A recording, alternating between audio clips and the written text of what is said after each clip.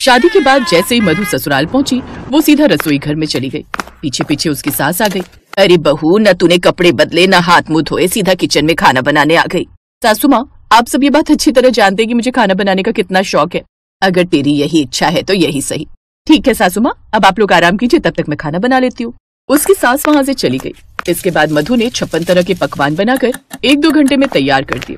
उसने खाने की टेबल पर जैसे ही खाना लगाया, वैसे ही खाने की महक सुनकर वहाँ पर उसकी सास, पति विक्रम और ननद पायल आ गई। भाभी, ये क्या बना दिया आपने?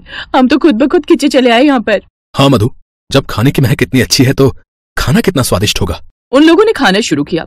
बहू, लगता है तुझे अन्नपूर्णा देवी का कोई आशीर्वाद मिला है। तो इस तरह धीरे धीरे पूरे गांव में मधु के खाने की चर्चा होने लगी। ठंड का मौसम चल रहा था और विंटर वेकेशन भी थी। एक रोज विक्रम बहुत खुशी खुशी घर आया।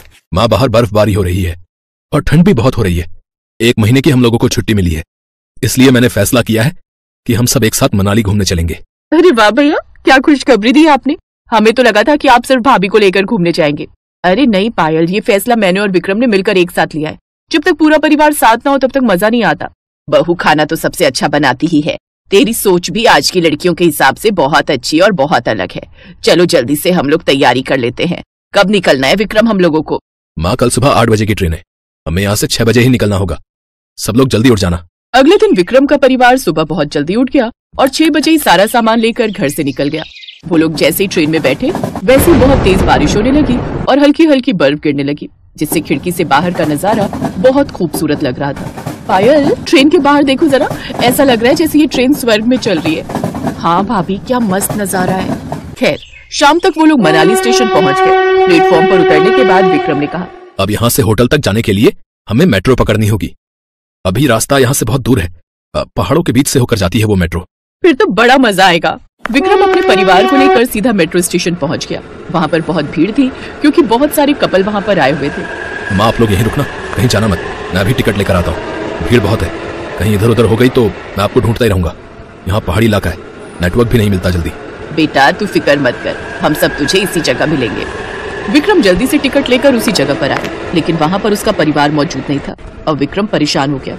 मैंने इन लोगों को साफ साफ बोल दिया था कि यहाँ से कहीं मत जाना, लेकिन ये लोग मेरी कभी बात नहीं मानते। अब कहाँ ढूंढूं मैं इन लोगों को? विक्रम अपने परिवार को वहीं पर आसपास ढूंढने लगा, लेकिन वो कहीं नहीं मिले।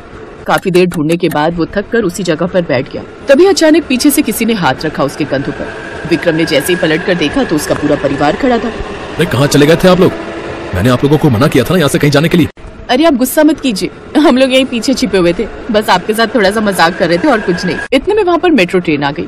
विक्रम भी किसी तरह अपने परिवार को लेकर उस मेट्रो ट्रेन में बैठ गया और ट्रेन चलने लगी। मेट्रो ट्रेन के अंदर से बाहर का नजारा बहुत खूबसूरत लग रहा था क्योंकि बाहर बर्फ के पहाड़ थे। भाभी, ऐसे बर्फ के पहाड़ मैंने सिर्फ फिल्मों में ही देखे हैं। पायल, ये कोई ऐसी वैसी जगह नहीं बल्कि मनाली है, और ठंड के मौसम में यहाँ ऐसे ही पहाड़ों पर बर्फ जम जाती है जो देखने में बेहद खूबसूरत लगती है। ट्रेन चलती जा रही थी। सभी यात्री यात्रा का आनंद ले रहे थे। ट्रेन पहाड़ के बीचों बीच चल रही थी। तभी अचानक बर्फबारी इतनी तेज हो गई कि ट्रेन की पटरी पर भी बर्फ जम गई, आसपास भी बर्फ जम गई। आप सभी यात्रियों के लिए मुझे खेद है कि ट्रेन मुझे बीच रास्ते में रोकनी पड़ी, क्योंकि इसके अलावा कोई रास्ता नहीं बचा मेरे पास। सामने बहुत ऊंची ऊंची बर्फ जम गई है। ट्रेन के आसपास भी बर्फ जमी हुई है। यहां से निकलने का कोई रास्ता नहीं है। अब जब तक बर्फबारी बंद नहीं हो जाती और सारी बर्फ पिघल नहीं जाती, तब तक हम यहां से नहीं निकल सकते। आगे खतरा हो सकता है।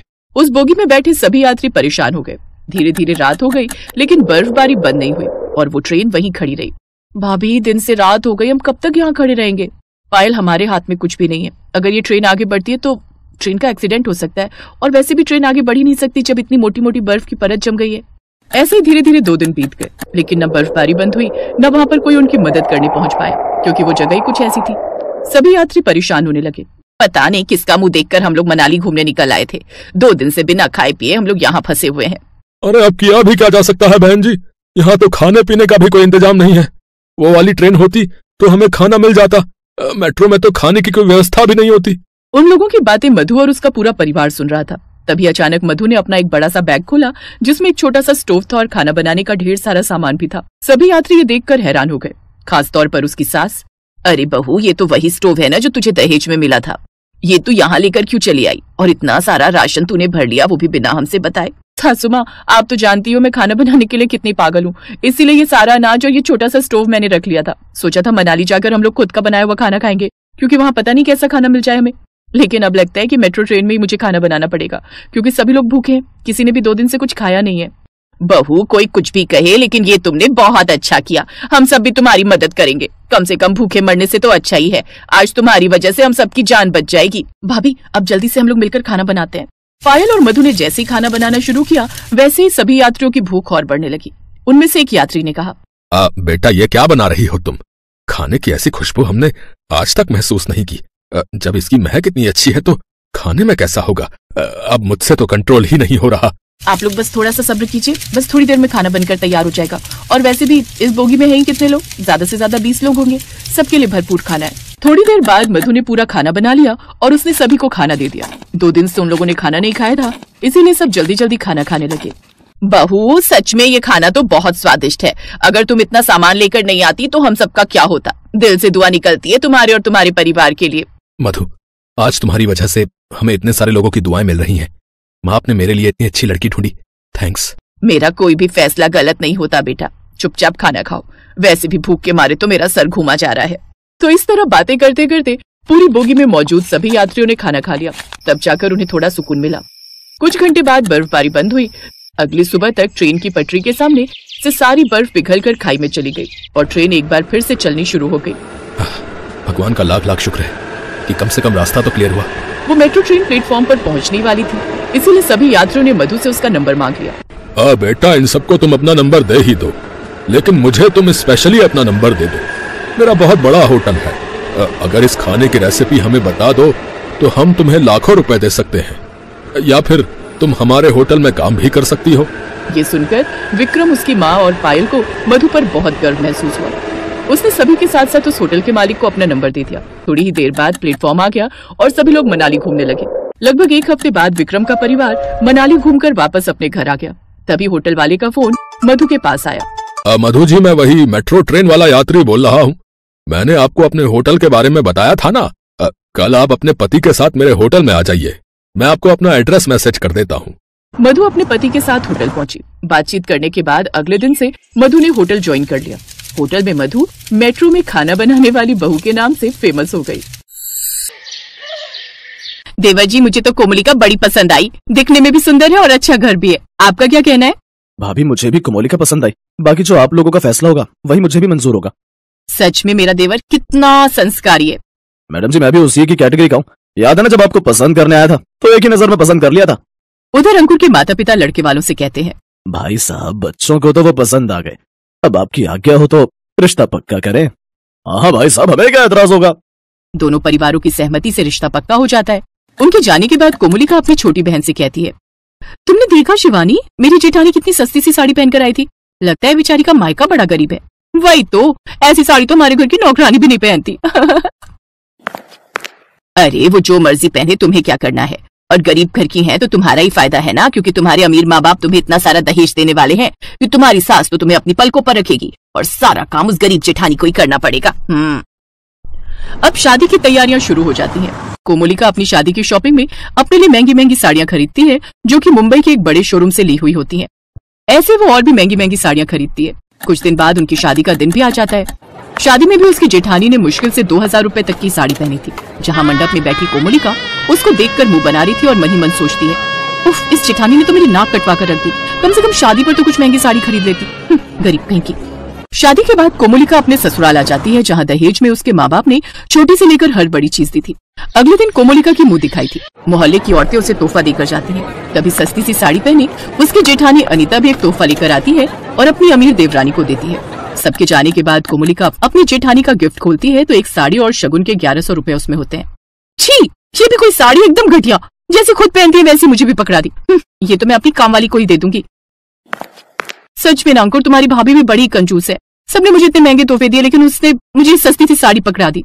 छोड़ो ना कोमलिका, भाभी को जो सही लगा उन्होंने दे दिया। अगले दिन कोमलिका एक महंगी सी साड़ी पहनकर रसोई में जाती है। अच्छा हुआ तुम आ गई। आज तुम्हारी पहली रसोई है तो तुम्हें कुछ मीठा बनाना होगा। खाना, माय फूड। इतनी महंगी साड़ी पहनकर मैं रसोई में खाना बनाऊंगी? नो वे। और तुम सबको कुछ खाना ही है ना, तो रुको। ये कहकर कोमलिका बाहर से खाना ऑर्डर कर देती है और सबको परोसती है। ये लीजिए, ये रही मेरी पहली रसोई की रस्म। लेकिन बहू तूने घर पर नहीं बनाया क्या? ओफो माँ जी, कम पैसों में इतना सब आ गया तो अब और क्या चाहिए आपको? लेकिन बहू खाना तो घर की बहुएं ही बनाती हैं। कोमोलिका, माँ बिल्कुल ठीक कह रही है। हमारे यहाँ खाना घर की औरतें बनाती हैं। माँ और भाभी अपने हाथ से खाना बनाती हैं। अच्छा ठीक है ना, अब ज्यादा लेक्चर मत दो और अब यही खा लो, बाद में देखी जाएगी। अच्छा वैसे हमें वो सब दहेज का सामान भी सेट करना है ना, तो उसमें टाइम लग जाएगा, इसलिए जेठानी जी दिन का खाना आप ही बना लेना। कोमोलिका बात बात पर इसी तरह अपनी अमीरी का रौब झाड़ती रहती। ऐसे कुछ दिन बीत गए। अब दिवाली का त्योहार पास आने वाला था तो कोमोलिका के माता पिता उनके घर आए। वो सबके लिए गिफ्ट्स में कपड़े और मिठाइयां लेकर आए। कोमोलिका अपनी जेठानी के कमरे में गई। जेठानी जी, ये साड़ी माल आई थी आपके लिए, आपको पसंद आई ना? हाँ कोमोलिका, बहुत ही पसंद आई। पसंद आएगी क्यों नहीं, महंगी साड़ी जो है। आपको पता है आपने जैसी साड़ी मुझे मुंह दिखाई पर दी थी ना, वैसी तो मेरी माँ हमारे घर के नौकरों को गिफ्ट कर देती है दिवाली पर। जेठानी समझ गई कि उसकी अमीर देवरानी उसे मुंह दिखाई पर दी हुई चीज का ताना मार रही है। अच्छा वैसे आपके यहाँ से कोई दिवाली देने नहीं आया? हाँ शाम को आ रहे ना, माँ बाबूजी जब आएंगे तो तुम सब उनसे मिल लेना। फिर जेठानी घर के कामकाज में लग जाती है। अब घर के हर काम वो खुद ही करती, जबकि कोमोलिका हमेशा काम को देखकर मुंह बनाती और काम से बचती रहती। फिर शाम को एक बड़ी सी गाड़ी उनके घर के बाहर आकर रुकती है। जेठानी के माँ बाप घर में आते हैं। उसकी माँ ने भी बेहद ही साधारण सी साड़ी पहनी हुई थी। उनको देख कोमोलिका मुंह बना लेती है। लो आ गए गरीब जेठानी के माँ बाप, देखो तो खाली हाथ ही आ गए। तभी पीछे से एक नौकर हाथों में फलों की मिठाइयों की टोकरियां और सबके लिए ढेर सारी गिफ्ट्स और मिठाइयां, ड्राई फ्रूट्स लेकर आते हैं। समदन जी, हमारी तरफ से दिवाली के तोहफे स्वीकार कीजिए। अरे इतना सब लाने की क्या जरूरत थी, ये तोहफे नहीं, हम सबका प्यार है आपके लिए। और वैसे भी हमारा दिवाली पर ही आना होता है, क्योंकि इतने सारे आश्रम जो हमने चलाए हुए हैं वहां जाकर हम सबके खाने पीने और रहने का प्रबंध करते हैं। आज भी हमें वहीं जाना है, सबको दिवाली के तोहफे और मिठाइयां बांटने। क्या अनाथ आश्रम है आपके? लेकिन देखकर लगता ही नहीं कि ये इतने अमीर घर से, इनके कपड़े तो। हाँ कोमोलिका, ये खूब पैसे वाले हैं, लेकिन ये कभी अपनी अमीरी का घमंड नहीं करते, बल्कि साधारण जीवन जीना पसंद करते। और यही सोच मेरी पत्नी की भी है। उसे लगता है जो पैसे हम महंगे कपड़े साड़ियां खरीदने में लगाएंगे, इतने में तो किसी का पेट भर जाएगा। और शरीर ढकने के लिए जरूरी नहीं कि हमें महंगी साड़ियां ही पहननी पड़े, सस्ती साड़ियां पहनकर भी गुजारा चल सकता है। हाँ छोटी बहू, हमारी बड़ी बहू के मायके वाले तुम्हारे मायके वालों से 2 गुना ज्यादा अमीर हैं, लेकिन ये लोग खुद पर पैसा बहाने की बजाय दूसरों की सेवा में पैसा इस्तेमाल करते हैं। जब हमने पहली बार भाभी को देखा था ना, तो इन्होंने लोअर और टी शर्ट पहनी हुई थी। इन्हें देखकर तो लग ही नहीं रहा था कि इतने अमीर घर से। इनकी यही सादगी हम सबको पसंद आ गई। और देखो, इतने अमीर घर की होते हुए भी कितनी आसानी से इन्होंने इस घर को संभाल लिया। हमारी बड़ी बहू से अच्छा तो कोई हो ही नहीं सकता। उनकी अब की बातों से कोमोलिका शर्मिंदगी से झुक जाता है और अब वो अपनी जेठानी से अपनी हरकतों के लिए माफी मांगती है। उसकी जेठानी भी उसे माफ कर देती है